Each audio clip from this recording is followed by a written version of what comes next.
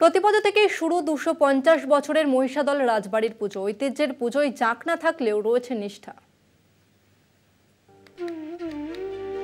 প্রাচীন রীতি মেনে আজও হয়ে আসছে মহিষাদল রাজবাড়ির পুজো।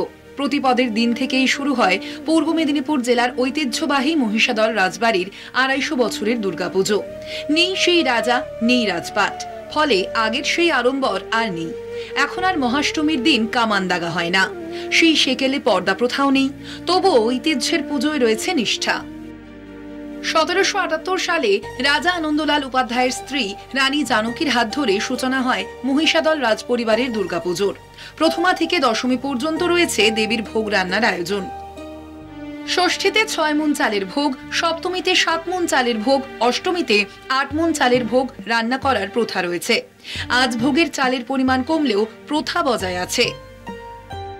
যুদ্ধ নয়, শান্তি চাই, এই বার্তা সকলকে দেওয়ার জন্য রাজপরিবারের সমস্ত তলোয়ার, অস্ত্রশস্ত্র রাখা হয় দেবীর পায়ের তলায়।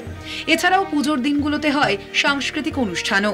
এখন সন্ধি পুজোর সময় কামান দাগার প্রথার পরিবর্তে পটকা ফাটানো হয়। হলুদ বর্ণের প্রতিমা।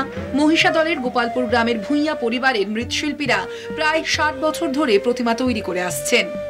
কুলদেবতা আছে শ্রী মদন গোপাল, তো বৈষ্ণব পদে পুজো হয়।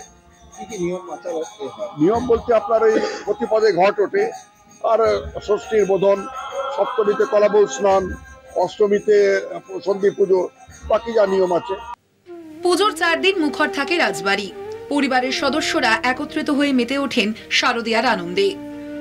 মহিষাদল থেকে ভোলানাথ বিজলির রিপোর্ট, কলকাতা টিভি।